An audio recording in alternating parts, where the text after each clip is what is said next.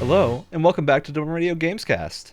I'm your host, Ryan, and as always, I'm joined by my lovely cohort of co-hosts, Wyatt, Hello. Alex, who's muted, and Brett. No. Oh, there you did. You got it. I don't know if you were quiet enough for it to not pick up at all, or muted. It was very cute, though. It's a nice little wave. All right, let's get started. It's Game Pass Games Club time. We do this every month or so. We go through a bunch of games that we picked and played all communally for an hour to 2 hours, sometimes longer if we really like them. But that's the idea is to give these games the demo treatment. You know, play them like you would if they had a demo out, and get an idea of the Game Pass games that you like and you don't like. So we got a couple of games to go through, and I'm going to open the floor up. Who wants to go first, or do they want me to go first? We got a big list to go through. Let's handle the longest game first. All right, so we'll tackle Persona first, I think, because I think we'll have the least to say about it, surprisingly. Unfortunately. I think so, yeah. Because this format reveals a problem that I knew was going to happen going into doing this with Persona 5 Royal, is that we play games for about an hour to 2 hours. If people really like it, they can play for more, but we generally only stick to the guideline of an hour to 2 hours. Persona 5, particularly Royal, takes a long time to get started. You're almost done with the tutorial by 2 hours. Almost. Yeah. And so I've beaten Persona 5 base game, and I have gotten about halfway through Royal, and then just haven't had the time to finish it yet. But for this, I went back and started a new game, because I wanted to know what the tutorial experience was like again, and went through that. And man, I gotta say, this is one of those games where you get back what you put into it for sure. So if you stick through it, you will enjoy it eventually if you're the type of person that likes turn-based games.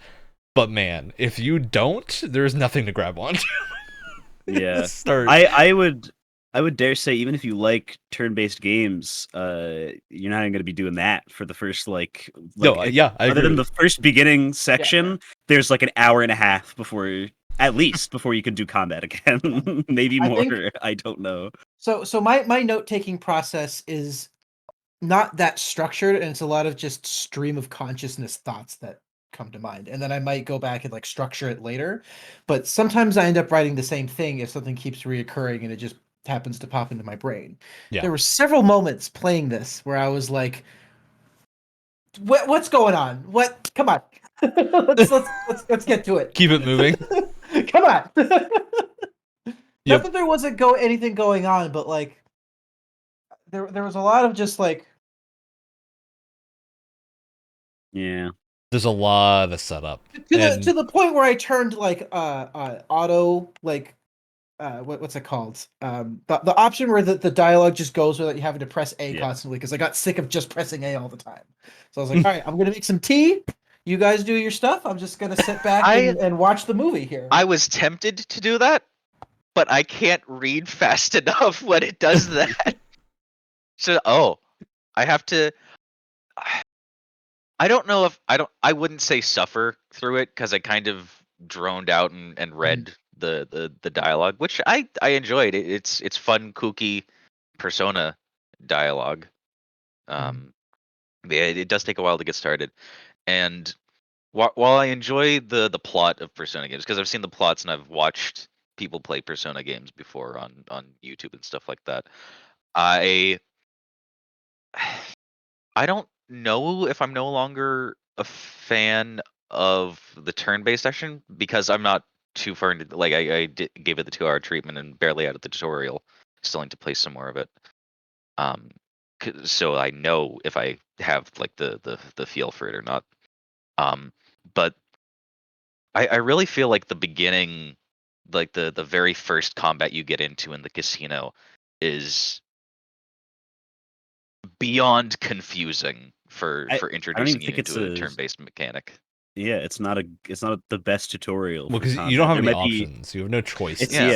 So there might be a better one. Well, you don't have any options, but you also feel bombarded by options with the UI. I feel like it clutters the screen, especially on PC. I don't think it would on console as much, but it's I had that issue with crowding. I have that written down where I feel like occasionally, while the UI can look really cool, it can be a bit like Join me in the Persona 5 UI haters club. Finally, I'm not alone. To be clear, I don't like outright hate it. I think there's a lot of cool parts to it, but I think there are times where it's like, all right, do I really need the word chatter written 10 times on the screen when I'm in a group of people? So unnecessary, and it like clutters the screen to a point where it's like, all right, calm down. I don't need this much information. I understand like the graphic pop art style, right? Like it is super style, and I would say over substance, because sometimes it's just like it feels like there's a lot more on the screen than there actually is. Yeah. And even like having played other SMT games and Persona 3, there you have more options from the start here than you do in Persona 3. So like just like that, like even having played past games, just like it takes a sec to really like. I do think there would have been a better way to unveil a lot of it, because if I'm recalling how this tutorial works right, because this was the first game I played for this batch of games, it still shows you all the options for everything that you can't do yet, but they're just grayed out. Yeah. I think just take them off of the screen if you can't do them yet, because it is just kind of confusing to have all of that on the screen. I will push back against a bit against the overcrowding idea, because I think everything there is necessary by the end. Whether or not it's presented in the best way, I don't know. I don't know how I would change it at all, because I think any changes that are made would probably make the game worse. Even though I don't think they've landed at like a perfect balance, I don't know that I could come up with a solution in a way that preserves the game mechanics and works better. It feels like that. And I do think for the things like the chatters popping up when you're in a crowd, I think that does get the feeling across of being stuck in a crowd, of like you are under a lot of pressure and it's a lot of people around you that are trying to kind of overcrowd you intentionally. I do think there's value in that feeling, even if it's not necessarily a good one. I can see that, yeah. Yeah. I will say the parts that I do like about it. There's I'm looking over my notes, but like at the very least, it has a lot of character to it, and it like grabs your attention right away, even if it's not. Because that's what they're relying on to hook you, because they can't hook you with the combat yet. Vulgar boy is best boy. And I'm going to say this. I know that at least Ryan and I have talked about this before. The little UI sound for like when text is filling out a text box or when you select something can be really, really important. And that little click sound that you hear, it's like it's so satisfying. I put it on autoplay so I don't hear that sound sometimes, because it is just loud. Oh no, I love it. I do like it, but sometimes I don't want to hear. I don't want to deal with it, so I put it on autoplay to not hear the sound. That's fair. Also, how many of you guys immediately tried to clean your room in the game? Oh, everyone does. Yeah. Even if you played the game before and know you can't do it, everyone tries to. Yeah.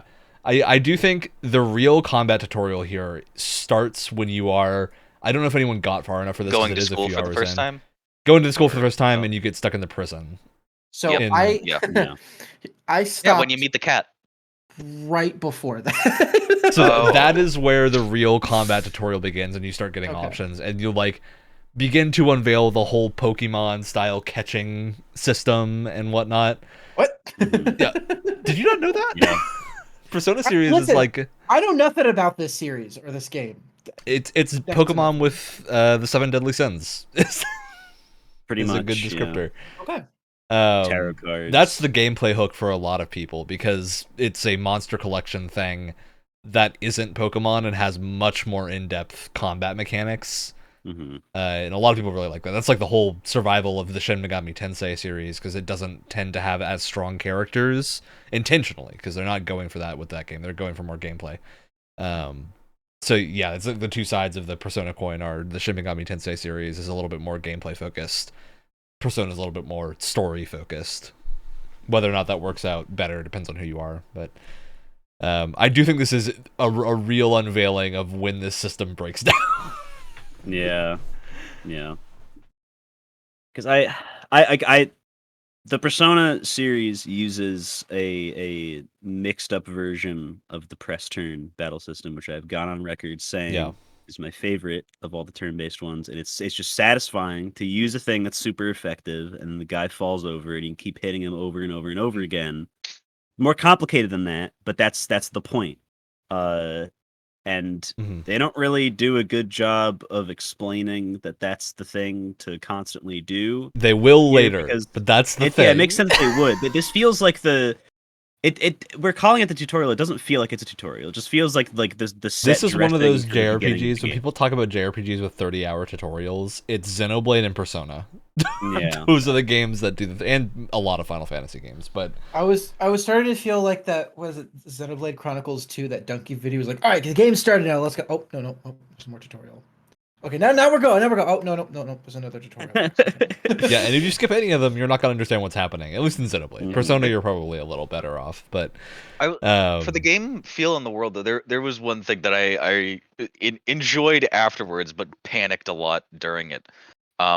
When you're going to school the first time before you get into the dungeon, trying to maneuver your way around the subway system. I am not a city boy. I'm very much in the rural area, and oh boy, the hecticness that I feel in a subway station was perfectly manifested in this game, because I had no clue where to go because they just drop you into it, and your character is also just dropped into it narratively. They are just like put in that situation. It's like I have to go across the street and go into the different thing to get on a different level. You got to figure out the interlinked maps. God. It perfectly transferred that feeling back to him. Just like, oh, this game did a really good job of that. I'm horrified. If there's anything that people know about this game, even people like me who know nothing about this game or this series, it probably doesn't need to be said, but the music. Oh my god! You cannot ever say a single bad thing. The cafe music is still some of the most calming music ever. It slaps so hard. It's so good. I don't even think good much jazz fusion. Hard to find. Yeah. Very good though. Yeah, I think this is just the case of like anything negative we say about this game will get beaten over the head with the it's just a tutorial thing.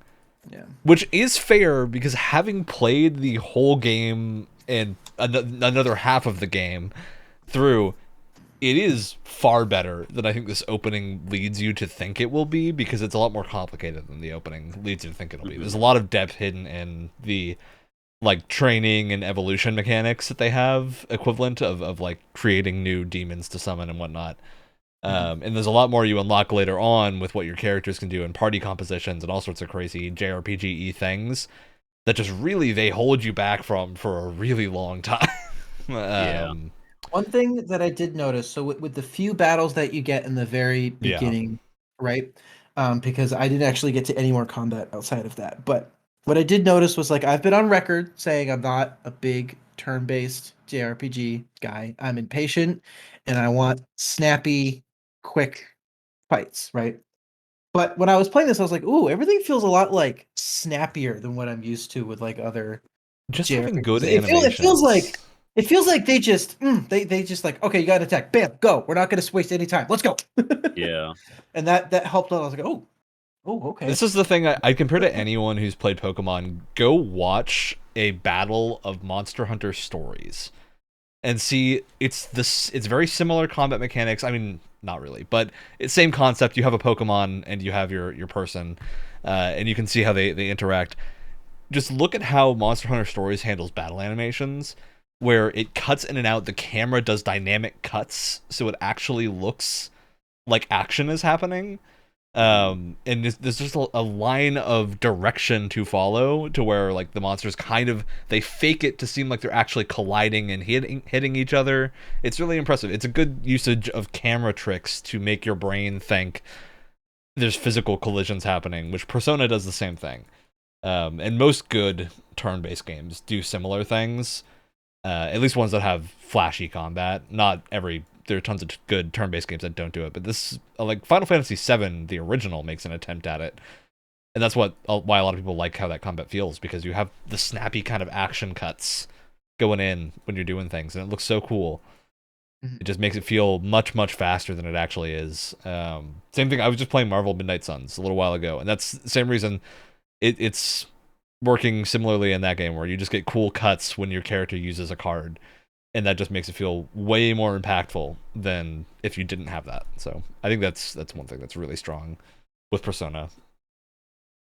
I have at least one more thing that I'd like to talk about, and this is something that I don't know if we can talk about too much based on the 1 to 2 hour mark for the game, and not many people making it past the tutorial bits. Because I was talking with you about this a few weeks ago, I think, about the overall pacing feel of Persona games in general, really, with the school life scheduling bits. But I think, after with the tutorial, you have these flashbacks and forwards of your first couple of days at the school, and in the interrogation room. But then after that, when you get into the mid part of the game, I feel like the pacing at certain points just falls flat. I think this is one of those things that it's super hard to know where the problem is, because one person will have a problem with it, one person won't, and a lot of that comes down to how you structure your time spent in the game. You can spend time incorrectly in Persona and make your experience worse, which is a fault of the game. I'm not saying that's a fault of you playing. That's a thing that the game lets you do that is not easy to know the first playthrough, because you might do things that sound like they're the right thing to do, but then you do them and you're like, well, this was really boring. Well, do you think the game is or at least a reasonable amount of action-packed all the way throughout as the opening? Because you're constantly having these flashbacks and forwards there, and I think it gets constantly trying to keep more you action-y as you go on. Really? Because you get faster at doing the things that aren't action when you're used to the game and you know what your options are, so it gets faster paced, which is good. But there is a consistent problem of, oftentimes the best way to tackle any of the palace dungeons in this game is to do them all in 1 to 2 days. So you go through a couple hours of story and narrative and training your character in the social aspects, and then a couple hours to multiple full play sessions of going through the JRPG combat, which can be interesting, and for some dungeons works really well because they have natural stopping points where you're supposed to kind of go back and go take a rest and take a break between days. But because of the way that the time economy works, of you wanting to save days up to have as much free time as possible to do things with characters that you want to talk to and whatnot, you're really encouraged to do your dungeons in 1 day, 1 to 2 days, which I think is fine for people that really like the combat. But for people that don't, it means you're going to get this really ping-pongy enjoyment of the game where you don't get to do the social stuff that you might like for a little while, or you may not get to do the combat that you like for a while because you did it all. And if you go do more combat, you're kind of gimping your ability to do a lot of the social stuff, which you have to do to make your combat better. So it doesn't play well to people that I think just are there for the combat the way that Shin Megami Tensei does. I don't think that's a problem. I think it's just the nature of Persona is it's not designed for those people. That's why they dropped the SMT subtitle from them now, because they're different enough by this point. But I do agree that the pacing can be a little bit spiky, especially if you are on your first playthrough and are impatient with any aspect of the game, which I think most people will be impatient with something in Persona 5, because there's so much stuff going on that you're not going to like at least one thing going on, and then you're going to have to interact with it repeatedly as the game goes on. I think by the end of it, most people are enjoying most of the game, but there is I'm not going to continue the second new playthrough I started because I don't want to do it all again. No, yeah. I don't want to. I'm going to go back to the one that was halfway through the game so I can keep playing and not have to repeat a bunch of the dungeoneering. You can make this game last 90 hours. This game lasts 500 hours, dude. You can make it last a very long amount of time because you unlock new creatures to summon on New Game Pluses and whatnot. So there's a lot of crazy stuff. You don't have to interact with any of that though. That's entirely optional. It's never a thing you have to actually do. It is interesting how you can make it last such different lengths of time, even though there is this time limit going on. And I know that it's not like an actual like in-game timer. It's more like how you spend your days. But I guess I'm more interested to see how that changes. It's just you can, if you're a person that likes doing all the optional dungeon stuff and will spend days doing that, you can really pad your game hours with that because all the combat takes way longer than any of the social stuff. So anytime you're doing combat, you're slowing your playthrough down, which is not a problem, but it's just go in expecting to play for 200 hours if you're the kind of person that wants to do a lot of combat, because you're going to be spending a lot of time in those dungeons, and you unlock like a gigantic mega dungeon a little bit later in the game that you can kind of optionally do for most of it. So yeah, I always harp on this whenever we talk about things like this, and I'm just gonna keep it nice and short because whatever. I'm gonna bring back my discussion about voiced protagonists. Listen, okay? Either have one or don't have one. This game does something that bothers me even more. I'm actually gonna agree with you on this, Wyatt. This is one of my actual complaints with Persona. Pick one. You can't just have them say nothing and then like have your whole dialogue based around no one really like. Yes. The thing I truly hate. Like, what? I hate when a game has an option that's like a text box that you clearly just had like a speech that you don't as a player ever see, and then the other characters reacting to things that you said and like parroting them back to you so you know what you said. I'm just like, just tell me what I said. I don't need the voice acting. Just give me a text box. Instead of paying 3 other people to say the lines, have one person do the speech. Solved this 20 years ago. We just show the text part that you said. Or just like write it in such a way like in 3 where just like the things happen and your character's response will be and that's it. It's really funny in Persona 5 though, because you'll hit a point where like if you're doing the higher tier social link stuff and talking to characters, and then they'll like pour their heart out to you, and then you have like a one-word response. Yeah. So like, yeah, that's rough, why buddy. that's why I really never got past my trust issues. Cool. Nice. Yeah. Great. Wait, like I said, I don't want to dwell on it too much. Right. I feel like I complain about it all the time. I think you have more of a platform to stand on here than for most games you would complain about it with. Sure. Especially because there is like a sticking plot point at the end. It's not a spoiler. It's just one of the parts about your character is that you're the leader of the group, and so people gravitate to you as a natural leader, except when you don't do anything reflective of you leading. In dialogue, it's a little weird. For a game that's this story heavy, I'm shocked at how a man of few words your main character is for a game that's so story heavy, so dialogue. It also just makes it because they always give them a voice actor and a canonical name and everything in the anime. So why not just do that when the game is happening? You can drop the name and just use the U or whatever that they use right now. Just also, give them a voice line or give them some kind of text. Like, I don't care if my player character isn't voiced, but I would like to see the text that I am saying.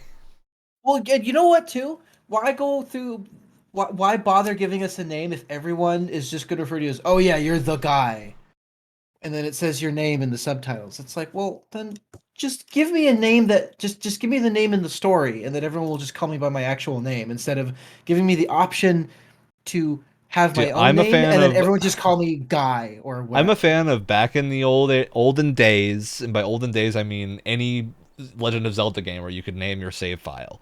You named the save file and not the character, so you still had the ability to use character names in the game. So they could say, Link is saving the village, even if your save file was named some insane stupid thing. So... Lines. No, I'm with you on this one, Wyatt. Oh my god, for once.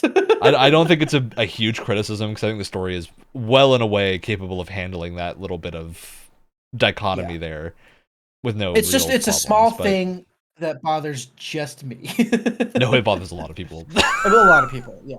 I think especially in Persona, because it just is weird, especially because they have the animes where your character talks and everything. Well, it's like either you got to pick a lane, but this game like drives right down the middle, causing tons of car accidents on the median. And I think especially now that we have things like The Witcher proving you can do a character who is also representative of the player, Because Geralt can be really different depending on how you play him, but you still get a distinct character. Depending on how you play him, but you're also still playing Geralt, no matter the choices you make. Yeah, but you can have a radically different character. In Persona 5, don't get this wrong, you are still playing that dude. Whatever his name is, he has a personality that is canonical. It just is never really gotten to in the game. Or if you want a game with slightly more control over your character, like another good example, like Cyberpunk, right? Your character's name is V, but you have a good amount of control over what kind of V you want to be. Yeah, I would say a little bit more so than The Witcher, right? I think that's the only thing I would add into that is I think for a game like Persona, where you're playing a set story, because there aren't a lot of decisions to make here. There are multiple endings, but they're largely very telegraphed, and they're not typically dependent on you doing everything right. Or if they are, you will know about it in advance without the need to look up a guide or anything. You'll know what to do, or you'll just reload a save a little while back. It's not a problem. And I think in that instance, that's the type of thing that works here. If you could do like a Cyberpunk situation with a named character that has a largely set personality, and you'd be fine. Yeah, that's the Persona talk. I think largely this hasn't dampened my enjoyment of the game at all, but I do think this just displays why it's a hard franchise to get into, even though it's lauded as one of the best JRPG franchises, just because this starts really slow. Yeah. For a second there, I thought you were saying that Wyatt was a hard franchise to get into. No, that's not. You're not even wrong. You're not even wrong. Yep. All right. So, ask the questions we always ask at the end of a discussion about a game. Does anyone here plan on continuing this? Is this a game that's reaching out to anyone, whether now or in the future? Well, I think I'm definitely going to put in a few more hours at least. I don't have a choice in the matter because my girlfriend loves this game, and she's like, "Oh no, you're gonna keep playing. You gotta play. I'm gonna watch you. I'm gonna watch you play it. I'm gonna be standing over you with a shotgun, making sure you play." Take the pill, Wyatt. Choose the second dialogue option, honey. That's all it takes. You filled. I'll definitely. I will play the rest of this game. I wanted to play 4 first, because I like seeing the gameplay evolution of games from old to new, and I played 3 FES a while ago, and I loved it. Yeah. And we're not getting 3 FES. We're getting a really crummy-looking portable port. It is still good. That's the version I first played, and it is still good. It still holds up. Yes. It's just not... It's not as fun as the 3D roaming hallways and whatnot. Yeah. And I will say Persona 4 is my favorite by a significant amount. That's what I was going to say. I want to play that one next before I get any further into 5, just because I want to get the... I know a lot of people just jump on Persona 5 and say it's the best game ever made, and I would like to see what came before, so I can be judgmental and annoying by disagreeing with people with educated Brett, judgmental opinions. And annoying? No. No. Disagreeing with communities? Never. This probably has kickstarted me finishing Royal, because I have wanted to finish Royal for a long time and just kind of fell off the books over various other things coming out because I'd already beaten the game once. It's hard to muster the enjoyment to go through it a second time, especially starting from scratch and not having the New Game Plus playthrough where I can keep a lot of my stuff. Because I do think playing these New Game Plus is a lot of fun because it takes all the stress away. Now you don't need to care about the timing because you have all the ranks you need. Oh. It really just lets you see different character routes and whatnot. All right. Well, I told you guys I was going to subject you to it because it's one of the few games. It's not Ninja Gaiden 3. It's not Ninja Gaiden 3, not yet. Oh, because I don't have the ability to play that on my Steam Deck. Which one is it then? God. Yakuza 0. Oh, okay. You all got to play Yakuza 0. And now, because this is a double time on this, I'm going to heavily implore you all to get to the second playable character. Depending on how you play, that might be slightly more than 2 hours in, but that is the moment that cinches this game for most people. So I would suggest trying to get there. Don't worry too much if you don't, but there's a second playable character a few hours in after the first chapter of the other character. that is incredible. One of the best introductions of a character ever. I think Alex Ryan, has seen it before, but I feel like Ryan is now using this series just to force me to play games that he's been wanting me to play. I'm picking Yakuza 0 because I have to go to... I'm going to be moving soon, so a lot of prep is going around that, which means I won't have a computer for a while, so I have to pick something that I can play on it, and I own Yakuza 0 on Steam, so I can just play it on my Steam Deck and be able to get my time in. Because, man, it's such a great game, and I'm very excited to play more of it, even though I've beaten it twice. Even more. All right, who wants to go next? I'll go next. Alrighty. So I picked the game Deep Rock Galactic. Full disclosure, this is one of my favorite games ever made.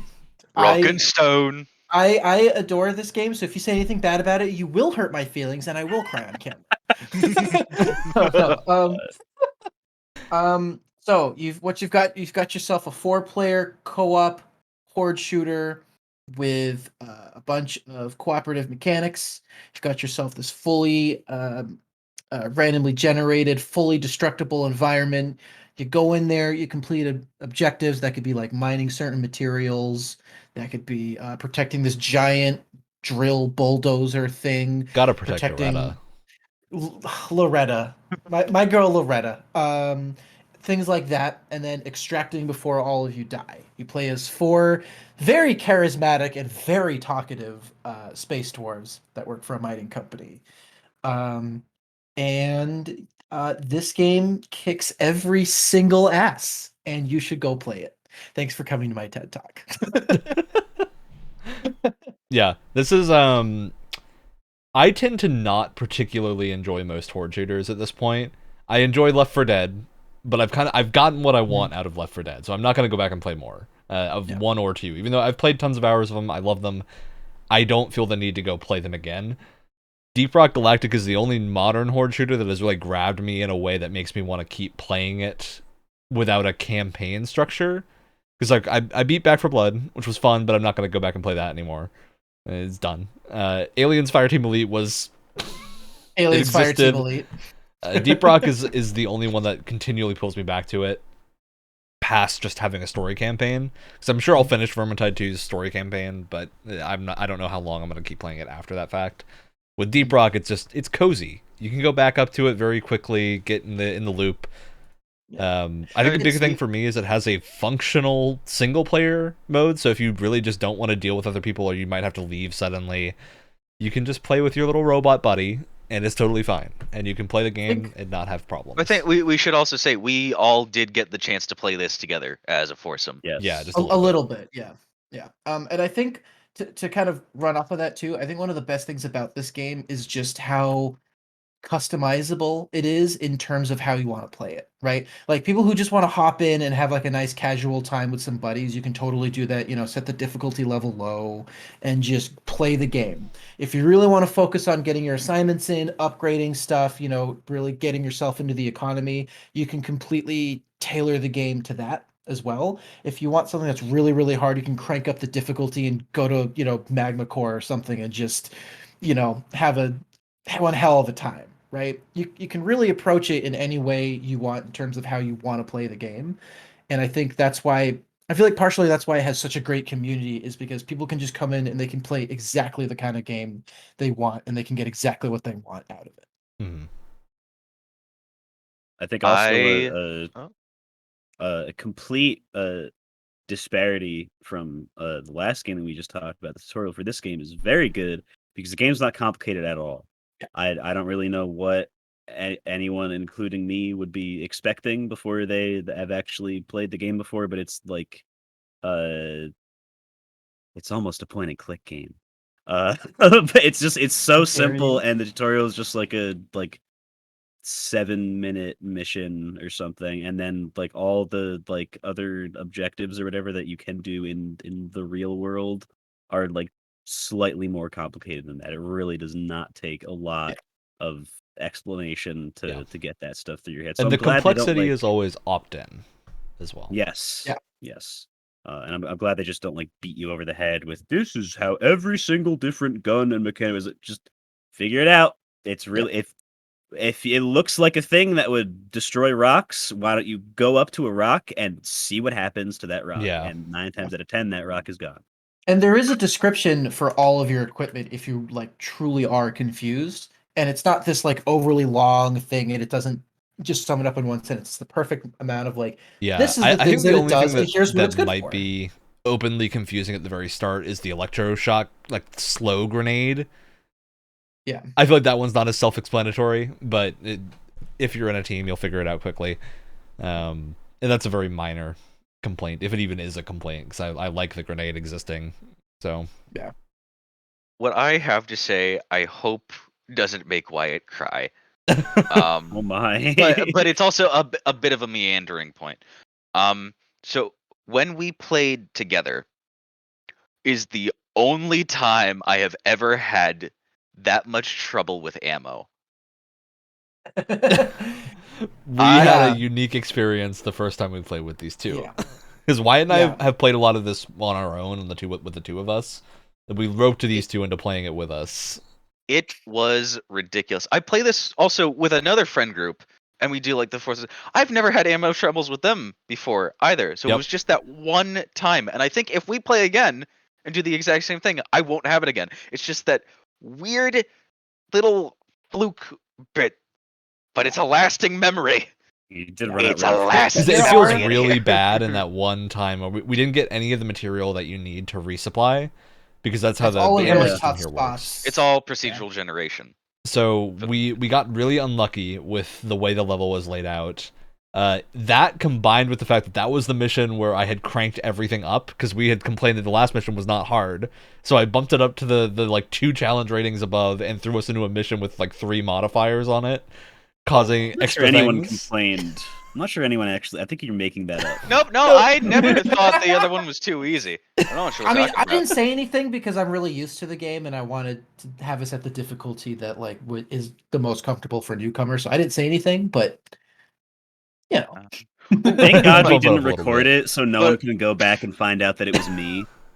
Thank God. But I'm still getting to my point, which is playing this with other people is still the perfect way to play the game. You want a friend group to play with. Yeah. That you are like in a call or contact or in voice with. Mm-hmm. I've been playing it alone for a little bit, and while I can absolutely recognize that this is a really good game, and it's very. Were you playing match made alone, or were you playing with Bosco? I tried both. Okay.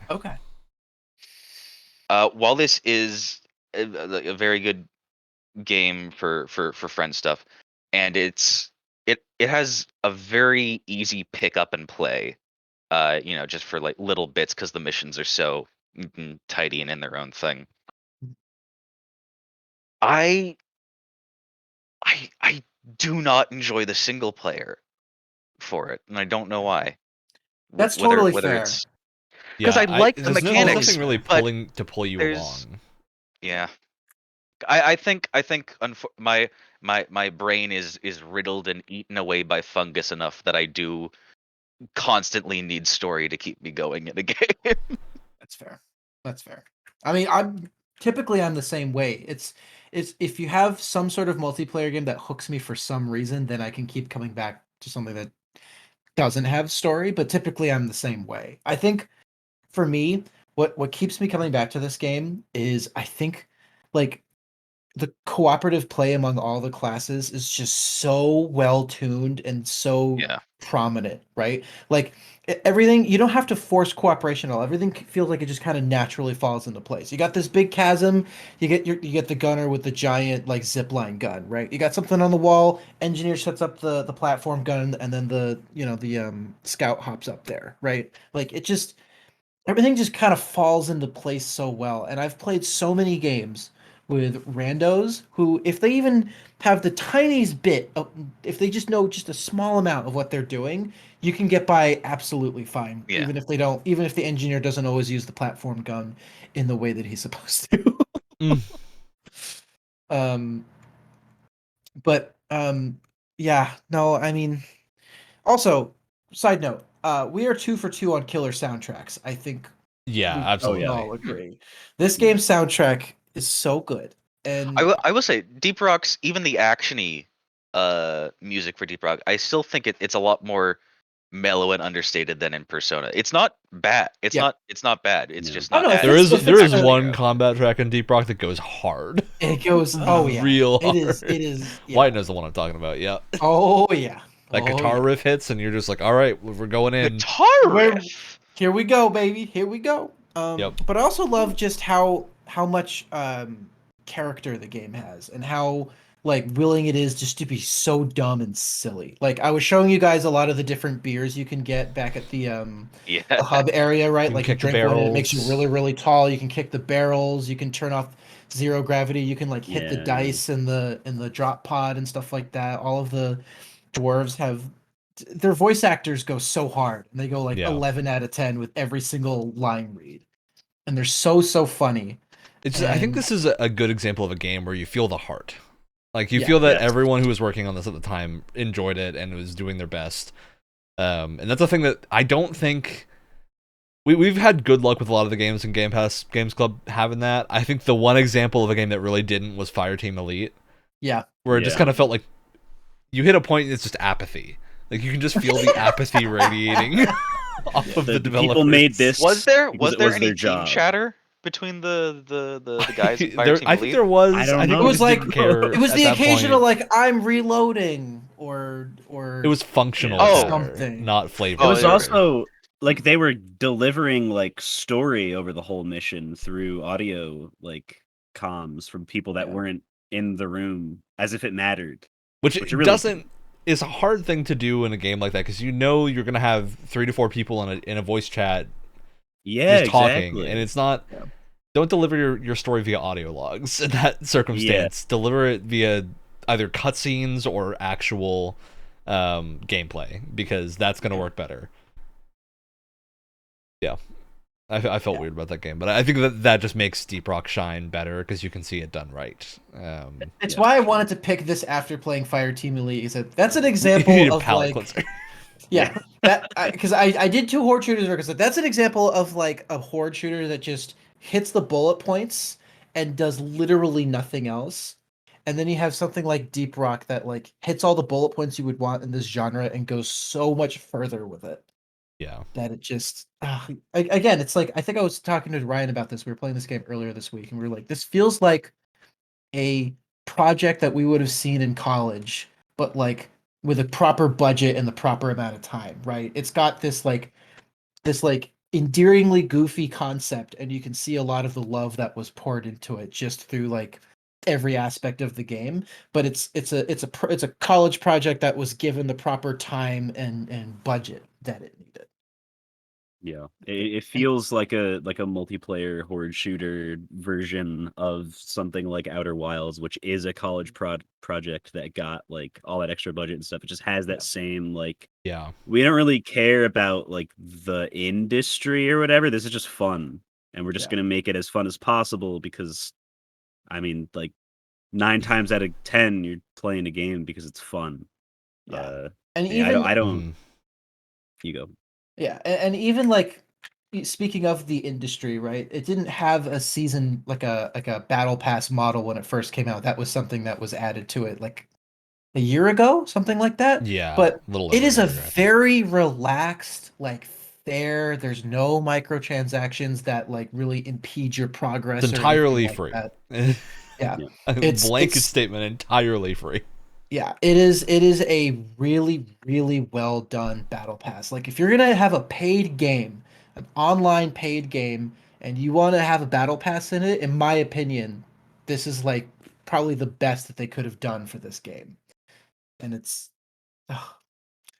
someone else needs to talk because I'm just gonna shower this game with praise. The art style. We haven't even touched on the art style. Oh, it's so good. Always. They're destructible. Yeah, it's very charming. It's this very good balance of like it's a low poly art style technically, but like there's so much detail. They do some great shader work. They have like tons of refractive materials, tons of different textured looking plants and rocks and whatnot. And the lighting is just so good. Wyatt, would you say you dig it? Oh, If you had to drill me, I would say yes. This is going to be a 2-member podcast starting in like 5 minutes. Yeah. But yeah, this is how you do a low poly art style, right? Because a lot of people kind of just misunderstand and completely ignoring what he just said.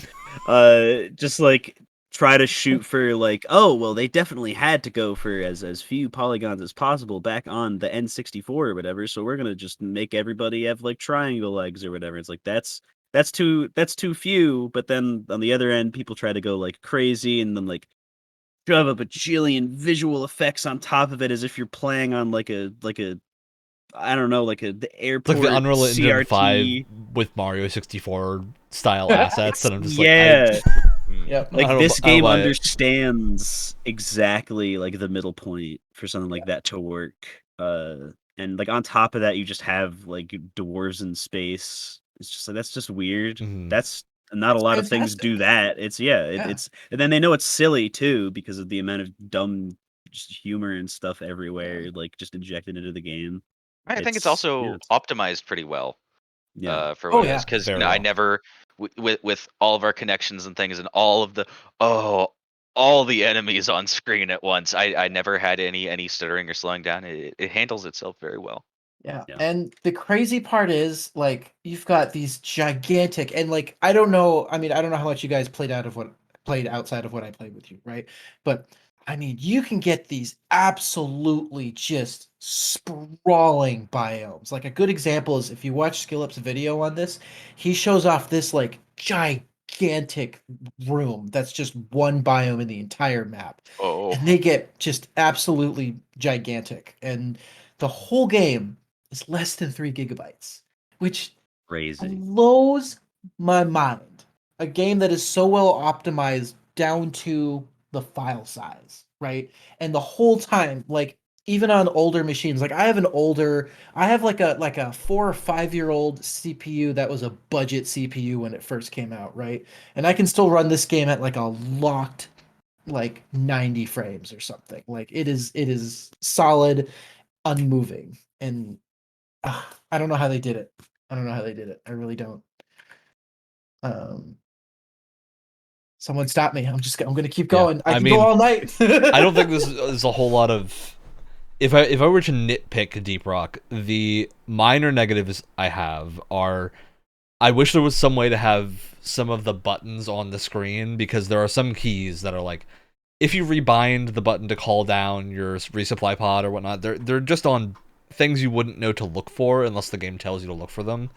Like the call Molly key and whatnot. There's just some things of like, I've learned them now that I've played the game a bunch, but if you don't know, you really need to go to the menu to find them out, and I wish there was like an info card or something. And maybe that exists, but it just isn't displayed anywhere that I know of. So I would like something like that. Just a way to know what the controls are at a glance that I can pull up. So if I forget a key, I can bring it up. Yeah, and one thing for me, no other horde shooter has ever been able to do this better than Left 4 Dead, right?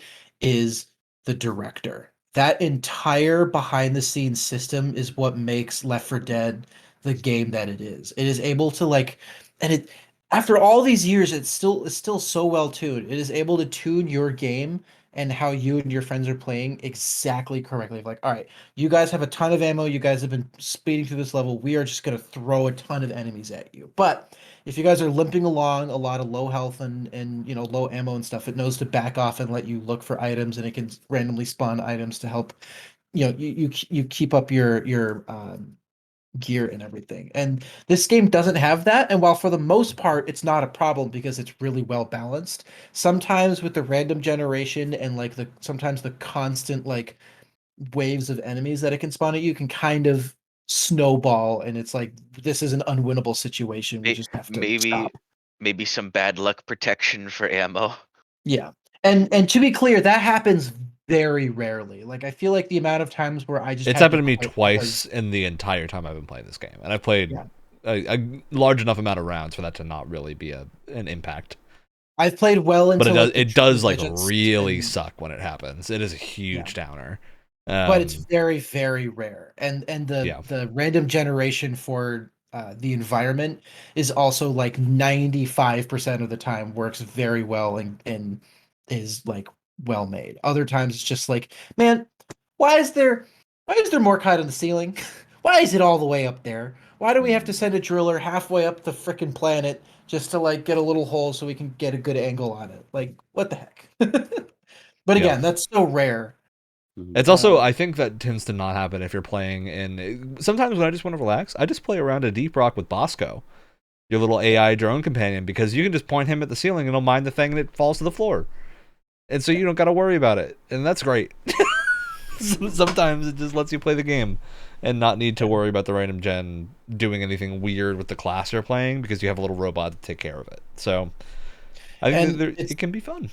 Yeah, and it's important to note too. I think that like it's worth pointing out that every single update this game has gotten, from what I recall, has been free. There's no, paid expansions or anything like that. It's very No Man's Sky in the way that everything. You can buy like armor sets, but that's the only thing. So there's tons of armor in the game already to unlock. So it's not like you're missing it out of the game. It's if you want to buy some like cool cosmetic armors, you can. And there's a lot of like good looking like not just like cheap reskins or whatever, but like legitimately good cosmetics that you can buy easily with your in-game currency without having to spend a dime. They have awesome stuff like plate mail for your beard. Just like the coolest if you're booting up the game for the first time, it's not all visible at the start, so don't necessarily go looking for it right away because it may not be in the shop. It shows up as you play more and you'll unlock more options. So no, I think and also it's worth noting that this was a early access success story. One of the earliest, like biggest examples of like this game sat in early access for the right amount of time. It got the right amount of attention and feedback it needed. 1.0 came out and it was a very polished game as a result of that. And so I think it's worth pointing out that as well. I love this game. I have very few issues with it. If you're into that kind of thing, even if you're not into that kind of thing, like Ryan, even if you're not typically into that genre, I think it can still appeal to a lot of people. If you're into relaxing games, you can play this on lower difficulties and largely ignore other people. And it's basically Space Dwarf Minecraft. Yeah.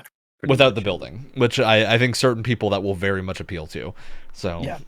But again, if you want something super hardcore and you want to focus on unlocks and your assignments and stuff, you can completely tune the game to have that kind of experience as well.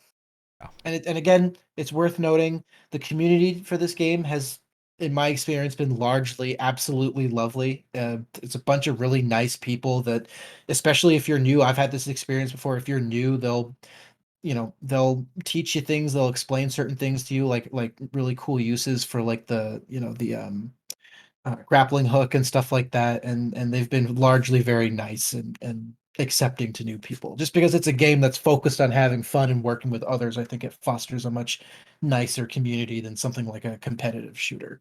Yeah. All right. Any last thoughts on Deep Rock? Are people planning on playing more of it? Is this a thing that you got what you wanted and you're moving on? I mean, I was probably gonna play some right after we film this. So when people ask me to, I will play it. Yeah, I'll probably play more when I'm in the mood. Yeah, this is an occasional game for me, for sure. Yeah. It's a thing I like to boot up as a comfort food type game. This is one of my like old faithfuls, right? You come back to it every. You give it like maybe a month or two's rest, and then you come back to it like, yeah, this feels right. This feels good. Yeah. So good to have games like that. All right, Wyatt, what's your next pick? Well, I originally was going to pick High on Life, but you know what? I'm feeling charitable today, and I'm not going to put Brett through that. Thank God. I'm going to put him through something much worse. Oh no! Oh, dear. This is a game. This is a game that I have been very curious about. I played the first one. Not all the way through, but I did play the first one. He's giving us non-guns too again. And this one came out, and it was a big like shrug, and I've always been super curious about it. My game is Mirror's Edge Catalyst. Oh, okay. Why would that be even worse for me? That's far better. I don't know. We'll see. That sounds interesting. We'll see. Brett, at least. If I roll my eyes parkour once, I'll be surprised. Who wants to go next? You two fight over it. Neat, sweet, and sounds like a treat. Shall we battle, Alex? Do you want to go first? I don't really care. To the death. Sure, I'll go. Okay. The game that I picked is now that I know how it's pronounced, Olija. That was a good one, Rhett. Yeah. Oh yeah. So many times. Yeah, it's a very fun game. I finished it. It's barely 4 hours. I think more around. What type of game is it, Alex? So lead in with the type of game for people who may not have heard of it. Good idea. It is a 2D, little bit of an action adventure platformer. I think, is that the right phrasing for this? Yeah, I might. This is like an action platformer. Genre rotted. Maybe a little bit of Metroidvania sprinkled in there, but just a little bit, just a tad. Just a season. Where with some very fun combat elements to it. You have a couple of different weapons that you get throughout the game. Main one is the harpoon, and it has throwing and then also calling back and you teleporting to it elements to it. So there's very fun stuff with that. You got some little portal and switch puzzles throughout the levels that you can go through it. You have a fun little ship overworld and a little hub city I mean, you can fully upgrade pretty easily because you can. Yeah, it's almost like a light bit of town building, but your upgrades are kind of done through the city, so you get this cool visual improvement as you get better. Yeah, your main sort of armor or character customization thingy is hats that you can make that give you different with buffs magical abilities that are very fun. Man, that first hat you unlock is that feels so good. What was the one that I was using? I didn't find myself using the feather spear one too much. I was using I love that one. Yeah, I like the feather spear too. It's very fun. What was I using? I was using the alligator hat that that's a backwards baseball cap that lets you get back health from enemies. Then I was using the electric sort of samurai hat that charges you up some. And then there was I can't. Oh yeah! I think my favorite one, because of the slightly cheesy ability for it, was the longer the more attacks in a combo you land without being hit, the faster you attack and move. I got combos up to. I was able to shred bosses. It was quite ridiculous. I was really surprised because I knew nothing about this game going into it. I wanted to know as little as possible. And I was very surprised by the style of combat that we ended up getting based off of the intro and like the kind of mood that the intro had set up. And then when combat finally started, I was like, oh. It almost feels like you're going to get a point and click and then you get like a fun action game. Yeah. The first time I did that reverse roundhouse kick, I was like, oh yeah, that was awesome. You get a move with a rapier early on. Hand-to-hand bits too. You get like a rapier bit where you slice through enemies and it puts you on the other side of them, almost like a fighting game move where the enemy then can't attack you. It's great. It's very well done. Oh, the visual theming of the game too. It's sort of what did we talk about? What did we talk like Japanese mythology archipelago type stuff? Yeah, it's not a real life nation from what I know. I'm gonna double check that just to make sure I don't sound like an idiot. But I believe it's just inspired by a number of different islander and Asian themes. I think there's very sort of you have where the captain comes from. It's very sort of like port town, maybe Spain or Portugal or somewhere in that area of Europe.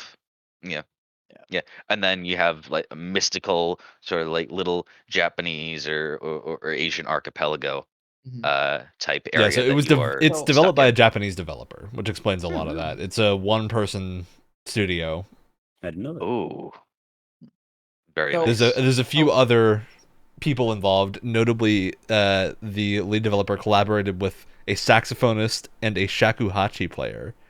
And that music absolutely comes through. The music is fantastic. While we're on presentation, I wanted to get by far my biggest complaint of this game out of the way, because almost every aspect of the atmosphere of this game I loved, and I thought they did such a good job. Like it's very like foreboding, it's kind of creepy. It reminds design. You of I don't know how many people here played Twilight Princess, but it reminds me of the first sections of Twilight Princess where the Twilight Realm is kind of like bleeding into reality. And you get that like weird bit of foreboding in a game that otherwise isn't very scary, but you kind of get this like sense of just being put off. Yeah, like the atmosphere is great, the sound design is great, especially combat. It just sounds so crunchy. However, it's a running thing where I have to prove to you guys that I do like pixel art styles, right? The last batch of like roguelikes, of pixel art style roguelikes that I did, Say it one more time. Say it one more time. The last batch of like pixel art roguelites that I did, I've all been on record as saying those games look great. I did not like the art style in this game very much. I felt like I was. Do you mean the general art style or the cinematic-esques that you run into? But the the pixel art style, like the gameplay. The like animated cinematics were gorgeous. Loved those. Kind of wished the whole game was more like that. I think that there was sometimes it was really hard, at least for me. It was kind of, I didn't know what I was looking at sometimes, and I wasn't always 100% sure if something was part of the background or an interactable item. And I just felt like there were so many moments where I was like, this is a really cool environment that I can kind of see what they're going for, but there isn't enough detail for me to really get like immersed in this environment that I'm in. And it was so frustrating because every other part of the presentation for me was like 9 or 10 out of 10. Like I thought it was all great. It's just this pixel art style was just really holding me back for me personally. And it's, I don't know. I was continually frustrated. Like if you're wearing the feather hat, right? Your guy doesn't even look like a human being at that point. I couldn't even tell, like if you just put that guy in front of me with the feather hat on, I would not be able to say whether that was like a human being or not. I didn't know. I mean, it kind of reminded me of Super Brothers art style when they do pixel art games. Which I wouldn't say I'm a huge fan of it, but I don't have any issues with it. And I think in this case it worked really well, particularly from the standpoint of this is a one-man development team creating an action game. You gotta be real careful with your pixel budget.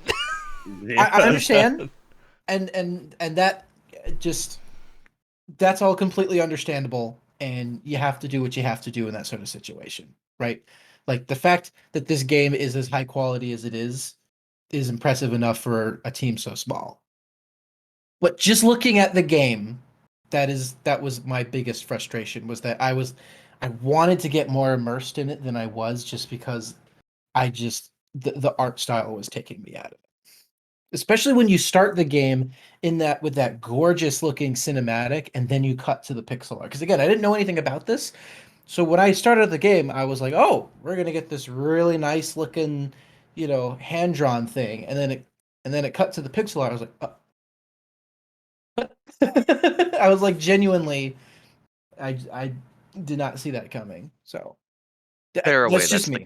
Name. That's just me, though. Yeah, it is. I will agree. I do think there are moments where the enemies do kind of merge together. It's sometimes a little bit hard to tell at a glance of like what is going on, but I don't think it's ever a problem because of the way the tools that you have access to are reliable regardless of what enemy type you're facing generally. So it means you have enough time to like clock them and check what they are before needing to react. Generally I think it feels really good. In the game? I got to like the second set of maps that you have to go back and unlock. So probably just around 2 hours, I think. Yeah, I think only like an hour and a half-ish for me. But I was very thorough going through. I think this is a a good time though, from what I had. And I think this is, if it's actually as short as Alex is saying it is, I'm probably gonna end up finishing it because same. Yeah. At that point, I'm having fun with it. I think my fun with it will exactly stand how out till long it's done. I have on record for this. Does it say in Game Pass how long you've spent playing it? You have to go to the achievements page for the game. It'll tell you on the achievements page for most games, not all of them. Barring my complaint about the art style, I had a really, really good time with this one. This is one that I definitely want to finish. I also love me some light town building. Yeah, me too. Even if it's not like very fleshed out, I think it does a great job at like giving you a visual representation of how well your character is doing. So really enjoy that. The animations are excellent for it being as low bit as it is. Some very flashy and flowy animations that look great. Time played 6 hours 40 minutes. It says for the main story 4 hours. Completionist is about 7 hours. Yeah, okay, that makes sense.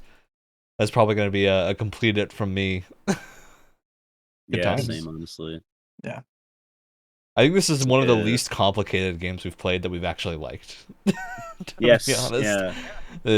It's often, I think, we've found a limiter of quality from how fleshed out the game actually is, but I think here is a case of the developer knew exactly how complicated this game needs to be to get the point across, and then stopped. And was like, okay, I'm going to make the game and release it instead of letting it sit in development hell forever. Yeah. Good decision. All right. So that's on to what game I am choosing next. What are you subjecting us to? I am going to subject you guys to, once again, a very arty game feel, because I'm the resident artist of the group, kind of. Ow. Not really. Brett's very good at art. I'm here too. I'm right next to you on my screen. Two artists and 2 designers. It's not that Jeez. Go. I'm sorry. My brain is in a fog. Crap. Good save. Not really. I'm just very stupid tonight. It happens to all of us. Oh god, I can't speak anymore too. We're going with Pentiment. Wonderful. Yeah, we all saw very excited to play this game. Yep. But yeah. I purposefully held off on it because I knew that this would happen. So I think I already have it downloaded. Yep, so do I. Yep. All right, perfect. Brett, it's your time to shine. All right. My Game Pass game for this month was... also got to mention, so far we're hitting 3 for 3 for soundtracks. Yes. Olija's soundtrack is really good. Yes. Just in general, like, the quality of the games for this month so far, at least, has been incredible. High bar. And I would dare say that we'll finish at a very high bar. I think we're going to finish strong. Signalis was my game for this month. And I'm just not even going to leave any space for its, ands, or buts. This is probably going to be my game of the year. They showed like a trailer for it, and I was like, "Ooh, we got some like really, really like dark cyberpunk, pixel art, anime, old school survival horror." Why didn't they tell me about it? Exactly? Why didn't they tell me about this? And like they showed like trailers for it forever ago, and I was like, "Woo!" And played the demo for it. It's great. The demo's not even in the game. It's an entirely separate entity, and the whole game is separate from it. It's incredible. And that's the things that I listed at the start of that little rant there was exactly what we got. You got yourself a very, very classic survival horror where the emphasis is on the survival.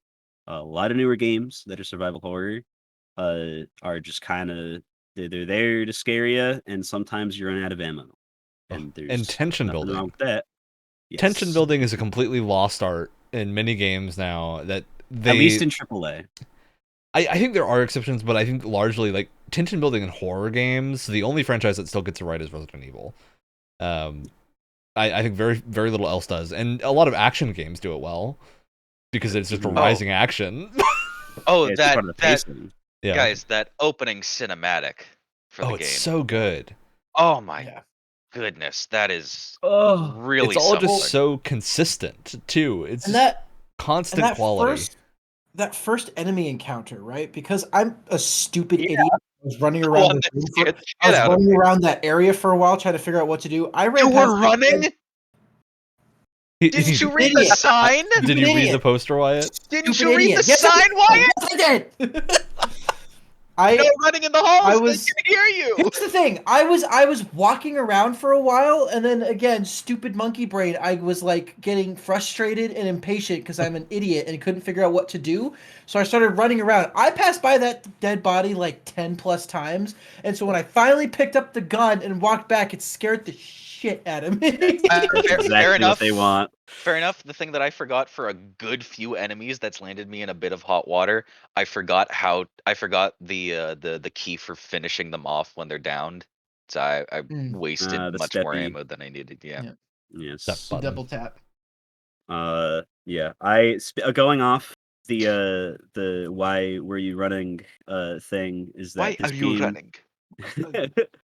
This game does my favorite thing like ever is when it's like the big brain version of the big cut off their limbs blood spray in Dead Space where it's like oh that's how you play but it's all like diegetically in the world like the poster there's a poster that like when you look at it it's in you walk around the classroom and you see some posters that are meant for the children there. And it's like, don't run in the halls because people will hear you. But that has a very different context when you're playing. And because they were with a couple of dead bodies. And to be clear, I knew exactly what they were doing with that. I just decided to ignore it because I didn't see any enemies at the time. Again, dumb brain. But I was like, okay, if you run, it's gonna make a lot of noise. Got it. Yeah. But they do that with like everything. I have not run after that at all. I have not pressed the sprint button. I am going to take my sweet time. I saw that poster and went never again. But then they like the way they use like in-universe reasons for like puzzles existing or whatever. Like up the amount of safes that you can open in the wall. They're all malfunctioning. Their passwords are being secretly transmitted on the radio transmitter, which I feel like we could have an entire like 5-hour podcast episode about how the radio transmitter is the single coolest puzzle solving device I've ever seen in my life. It's crazy. I mean, it's in the name of the game. It's called Signalis, and yet you wouldn't even think that it would be used so well. There's just something about having a thing that you can use to solve a puzzle that spans an entire area that you can access within your character's brain at any time and like hear it. Because I don't know how far you guys have gotten in, but I just got to the radio. Okay, not really much of a spoiler because I'm not going to tell you how to solve anything.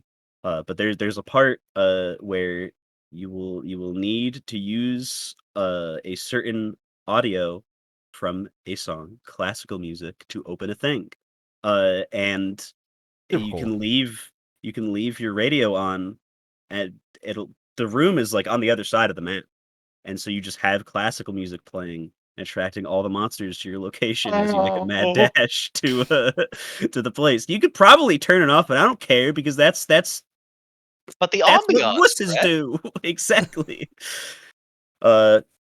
But yeah, maps to spread off from that is that this is like again super like survival horror. You're gonna be checking your map every 5 seconds, Ryan. You learned this recently playing the Resident Evil remakes.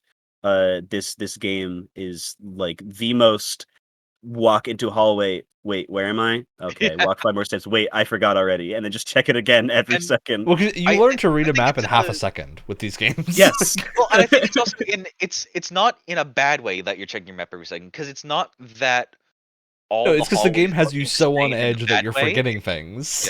Yeah. Which the hallways don't have why. the bad sameness to them. Oh yeah. Because the game tells you to write them down, and if you don't, I don't know how you're gonna remember half of this stuff.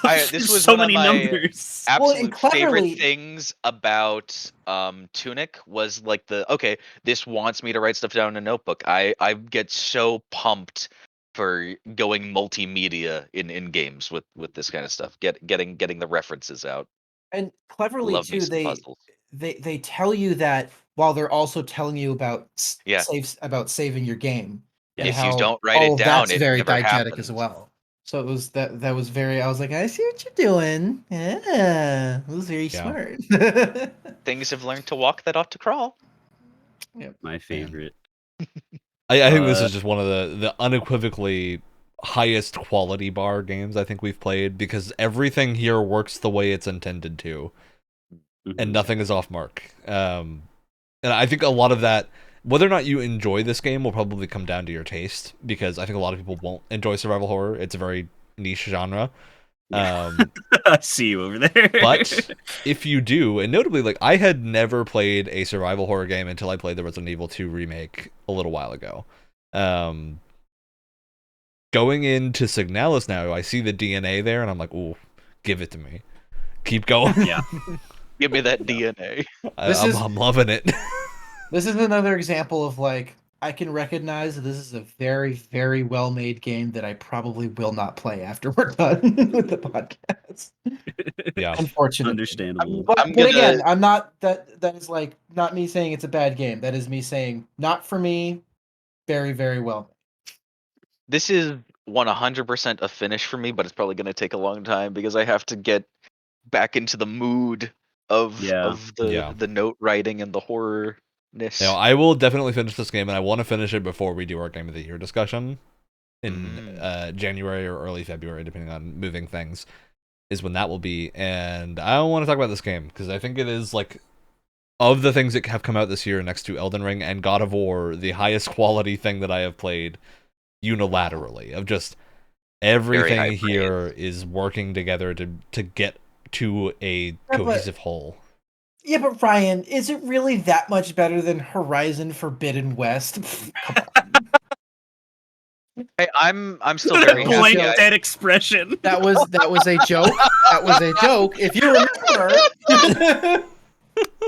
God. If you remember, I was constantly trashing that game during our nominees episode. Yes. I'm still very happy to see Hellsinger on the Game of the Year nominees. It was a surprise. It was a jump scare. Is Hellsinger? I don't think Hellsinger is on the Game of the Year nominee. No, it is. We thought it wasn't. It's in one spot. It's for soundtrack.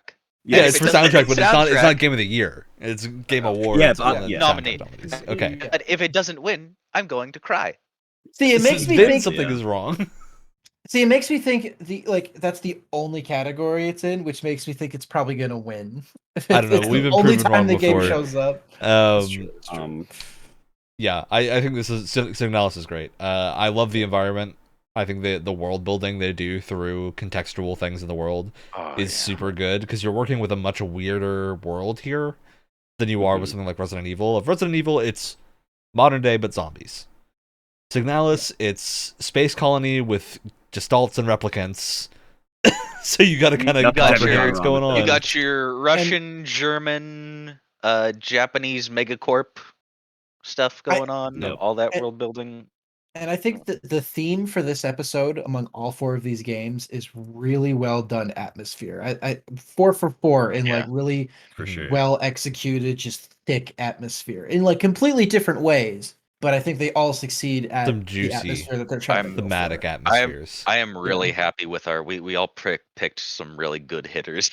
Yeah, seriously. It's worth pointing out too. The amount of people that worked on the sound of Signalis is equal to the amount of people that made the whole rest of the game, because the Rose Engine is 2 devs, and they hired 2 composers to do all the ambience and the music and stuff. And there's probably other like testers and guys who made like separate programs, as with every indie game, pretty much. But it's always just crazy to me. The game industry every single year is dipping its toe a little bit further and further into this like pixelated 3D art style, and I love it because almost every single time I've seen it, it looks gorgeous. Yes, I think people realize if they don't do this art style right, it's gonna look like dog trash. So anyone that can't pull it off doesn't do it, because it's very clear it's not gonna look good if you don't do it right. I was very surprised when I first saw that it was 3D. I moved the character for half a second. I was like, "Oh, whoa, yeah, what?" All right, Brett. This has one other big thing I want to talk about. which is my now crusade against voiced dialogue in games. Yes. Because Should I just leave the conversation? Okay. Go. You know what? I will. Fine. No, I will clarify. Leave. I love voice acting. I think voice acting is great, but I think there are plenty of times when you should not have it, and it's a good idea to avoid it. Not in AAA. I think AAA is the place for voice acting because it is. You have the budgets to work with to hire voice actors, and it's going to get you more people interested. But for a thing like this, and a thing like I think Pentiment is going to be a good example of this as well. If your writing is good and your framing is good, it does not matter at all.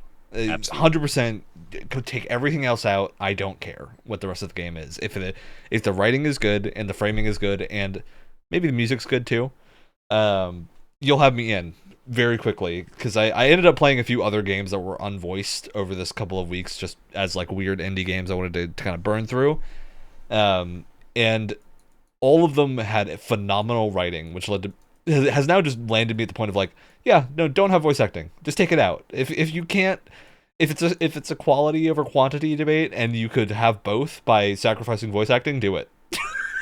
Just go for it. If you're writing, stop voice acting your main character. I don't think Starfield does have a voice main character, which is good. But they said that they're not doing it. Yeah, probably. And it's also okay. I think another huge part of that is that when you are reading something, you can imagine the best version of the voice acting. Yes. The best tone that can possibly be there. And I think even the most talented voice actors and the most talented directors will have huge issues with actually accomplishing that, because games change, right? Things might be different. You have to rewrite a lot of dialogue, and then the voice line doesn't match up, and you can't rewrite it because you can't get the voice actor in the booth again. And so you have a bunch of logistical issues now that you have to contend with of, well, do we need to keep the worst written version because we have a voice actor done line version of this and we can't get another person in to record it, and without it you now have the ability to just constant rewrites until it is the best version of the thing that you can possibly get, which is great, because I think it leads to just such a consistent experience going through it. It's also like there are parts of this game, like I don't want Elster, the character you play as, to like read in her head all the notes that she picks up or anything. Like where would, like, there's so few actual like interactions between characters where it's like, I don't want Elster to say, I can't open this door, it's broken, or this door's locked, I need a key. Or like, giving the hints to puzzles. Yeah, it just comes up on the screen, and I can press A, the frame that the first pixel of the text shows up, and it goes away. The reason that I have not finished Horizon is that. And I have never had a sticking point like that in a game before. I've never had one thing that made me stop playing a game until I get to Horizon, which is insane because I think Ashley Birch's voice acting is great in every other thing that she does. And I think in parts of Horizon, it's really good, but I just can't deal with it. I can't deal with the puzzle instructions. And playing through God of War, God of War is not nearly as bad about it as Horizon is. It's still bad about it, but it's not to the point of making me not have fun. Horizon, you hit a point where I'm just like, you're telling me the solution to every puzzle. I've played Skyrim mods that are better at directing me than this because they believe I have a modicum of intelligence to solve a problem. Or if they don't, they give me a couple minutes to try and work it out, and then if I don't get it, they'll put a marker on the screen and be like, hey, this is where you should be looking. Which is totally fine. Like at that point, sure, if I've spent more than 5 minutes trying to solve a puzzle that is not that hard, give me a hint. If I haven't, please don't. Or make it optional or something. Ugh.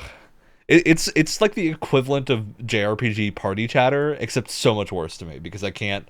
It's actually affecting my gameplay. Whereas in JRPG party chatter, I can just turn the voice acting off if I really want to stop it. It's bizarre. It's truly wild. Yeah. Tirade over. So I'm glad this game does not have any of that, because I think it would destroy the atmosphere too. Because like if you heard if you heard the Olija guy say things that ought to crawl or whatever, like if you like heard someone say the ethereal like screen covering text over and over, it ruins it. The illusion is gone. It's no longer imposing and like lifeless anymore. There's like some guy that they paid to do that. There is voice acting in Olija, but it's I don't know if it's gibberish. It might actually be Japanese. I don't think it is. Sometimes. Okay. I think I know enough Japanese to say if something is not Japanese, and if I'm wrong, I'm gonna feel really bad. No. I am 90% positive that I've heard Japanese words in that gibberish, but not in a way that makes a constructed sentence. So I don't think it is.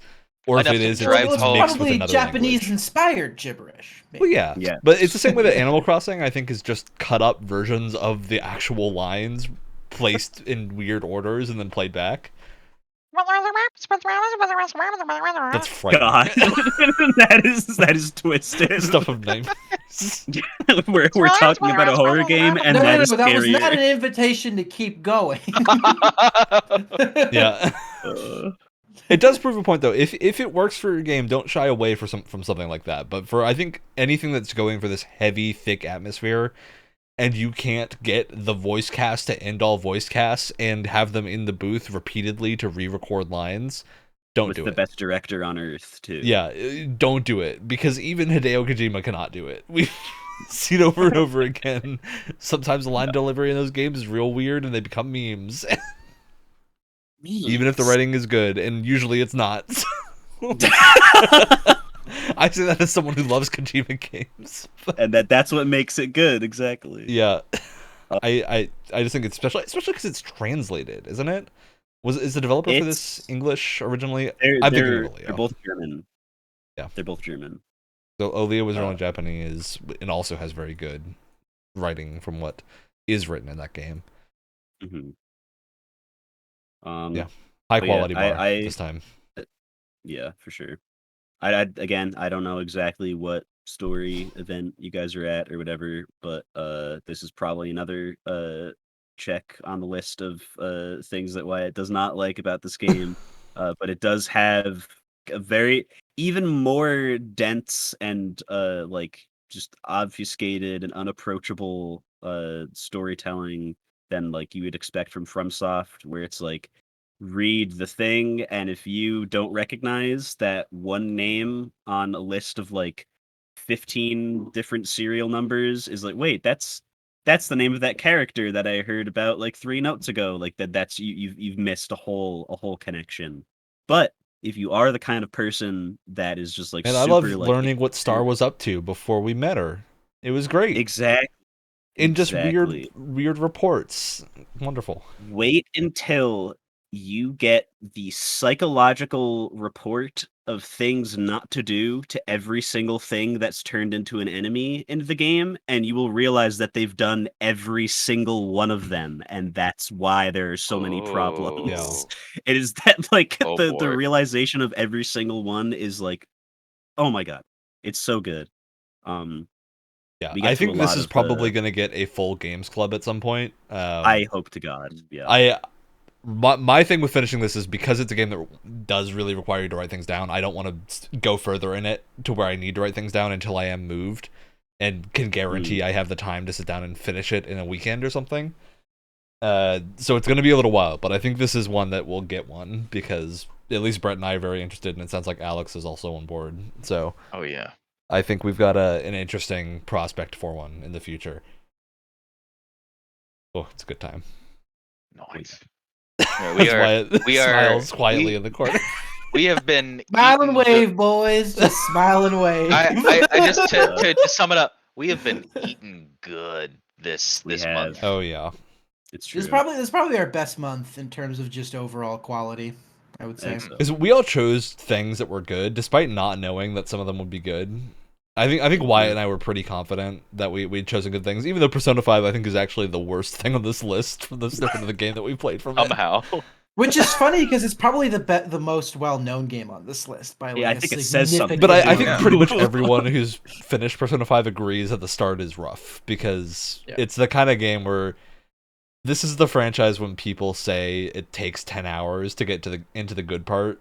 Yeah, they mean it. The good news is there's 90 hours of great behind that. This game was not designed for the format that we've constructed here. I'll put it that way. All right, Brett. I know nothing about this game, but that it looks cool, and it was retweeted by one of the Signalis devs on Twitter, and that's how I know about it. They're playing Ghost Song. It looks like a little Metroidvania platformer thing where you play as a robot. Song. I'm excited about this. I've heard very good things about Ghost Song. All right, well, we've got our 4 games. We're going to play those 4 games and then talk about them in a month and a half to 2 months. It's going to be a little bit longer this time, but we will talk about them. We'll have our big foray. We'll see how well everyone gets along with karaoke. It'll be great. That's going to be where I'm going to spend the majority of the game, Ryan. I'm telling you right now. Yep. Next week, it's the Game Awards. We're going to talk about the Game Awards show. Lots of stuff to talk about there. After that, the podcast's going to get real wacky for a couple weeks. It's going to be weird. There's a combination of things going on that I think Brett will be heading up one episode the week after the Game Awards episode, because that one's not a holiday. I'm going to be sick that day. Oh, I hope you are. It's the week after the week after Game Awards, week before holidays. Our next 2 episodes after that are the 25th and the 1st, which are Christmas and New Year's. So it's interesting. Bad timing for our recording times. We may look into doing an episode the week after the 1st, before Sunday. That's a thing we can look into if people are interested. Because by that point, I will be back in a position to be able to record. And then January will also get weird again, because when I move, my things will be in transit for a while, and so I won't have a computer to record on for a bit. But I will likely still be on the podcast, just with Brett heading up the hosting part of it, because I have figured out how to use my Steam Deck to allow me to be on Discord. Hell yeah. Instead of needing a laptop. So we figured it out. But yeah, it'll be real wacky for a little bit, but after that it will return to normal, and then the podcast will get back in full swing. We got a lot of fun stuff I'm sure will happen to talk about next week, because we're gonna have to get all angry at whatever wins that we don't like, which is what happens every year. So yeah, I will say, did you guys see the thing where Jeff said that it's actually going to be shorter and feature less big games this year? He did say that. Like feature less big games in terms of like announcements. Did he mean in terms of or in terms of advertisements, or in terms of awards? Because I would really like some of the awards that tend to get shoved into the corner and completely announced just offhandedly between commercials to get actual spots on the stage. Yes, I would like if the thing that made it shorter was like not like a 10-minute musical performance or like an Amazon ad every 3 seconds. Yeah. All right, what do we got here? Or maybe don't show off games that aren't ready to be shown off yet. You know, if you give me gameplay, I'll be happy. Just give me gameplay trailers and then I'll be good. Or show games that have gameplay or something. Just I'm talking about that one game that got announced like 10 years ago and then just vanished into the ether. And by one game, I mean like the 20 that have done that, because there's been plenty that have just vanished into the ether. Right. Announce it too early and the hype train will crash into the station. Or it will never get started. And then people will remember the name 10 years later, and maybe you'll get a scorn situation, and maybe you'll get crickets. So we'll see. Your hype train will crash and burn Persona 5 style. You know what? I wouldn't argue with a Starfield date. I'd be happy with a Starfield date. We'll see. There were train crashes in the beginning of the game. Yeah. I like your pointing at the camera. It's really getting the point across. Yeah. Just to really send it home. God. Well, let's hop into shoutouts. we got shoutouts to go through. Who's ready? I'm ready. Go Wyatt. Yeah, I might have shouted these people out already. I don't know, but I'm going to do it again because I don't care. I've been listening to this great podcast called It Was a Shit Show, where it's 3 people, it's 3 friends. They get together and they talk about movies that had really messed up behind the scenes productions.